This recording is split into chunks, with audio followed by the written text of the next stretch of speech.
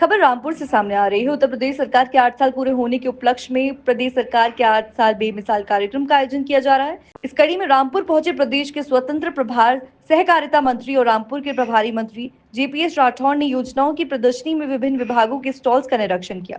इसी दौरान मीडिया से बातचीत में उन्होंने प्रदेश सरकार की उपलब्धियों को गिनाया और विपक्ष पर जमकर हमला बोला है। मंत्री जेपीएस राठौड़ ने कहा कि 8 सालों में उत्तर प्रदेश को बदहाल से खुशहाल राज्य में बदलने का कार्य मुख्यमंत्री योगी आदित्यनाथ के नेतृत्व में किया गया है। जो राज्य सभी बीमारू राज्य माना जाता था, अब वो विकसित राज्य की दिशा में अग्रसर है।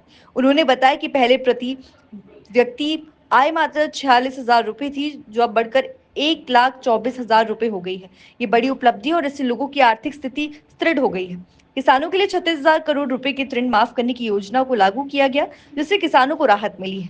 उन्होंने ये भी कहा कि सरकार ने कानून व्यवस्था को सुधारने के साथ ही लोगों को विकास के अवसर दिए हैं। जो बाधक बन रहे हैं, उन्हें दूर करने के लिए लगातार कदम उठाए गए। प्रदेश में खुशहाली आई है और विकास की दिशा में काम कर रहे हैं। मंत्री ने आगे कहा कि प्रधानमंत्री नरेंद्र मोदी और मुख्यमंत्री योगी आदित्यनाथ के नेतृत्व में प्रदेश के इंफ्रास्ट्रक्चर में उल्लेखनीय सुधार हुआ है। सड़कों, एयर कनेक्टिविटी, रेलवे और इंटरनेट कनेक्टिविटी में सुधार किया गया, जिससे प्रदेश में विकास की गति तेज हो गई है। में संभल में नेजा मेला लगता था, वो नेजा मेला इस पर प्रशासन ने रोक लगा दी है। उसके बाद अब ईद भी आ रही है, उसके जुम्मे की नमाज भी है, वो सॉरी अलविदा की नमाज भी है। तो ऐसे में प्रशासन कितना वहाँ का अलर्ट है, प्रशासन किस तरह से काम करेगा? देखिए, ईद मनाने से किसी को रोक है नहीं ना, और ना ही नमाज पढ़ने से किसी को रोक है। सभी लोग खुशी पूर्वक ईद मनाएंगे। हम सबको शुभकामनाएं भी देंगे ईद की, और सब लोग नमाज भी पढ़ेंगे इसी तरीके से।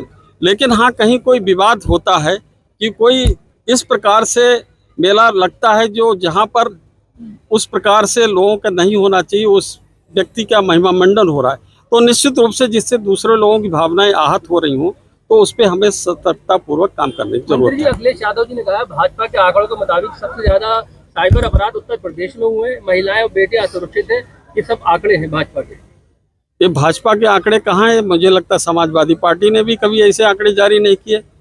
जो नेशनल क्राइम ब्यूरो है उसने जो आंकड़े जारी किए हैं, उसमें लगातार हम आंकड़ों में मतलब ये चाहे बलात्कार की घटनाएं हो, चाहे हत्या की हो, चाहे अपहरण की हो, सभी प्रकार के आंकड़ों में कमी आई है।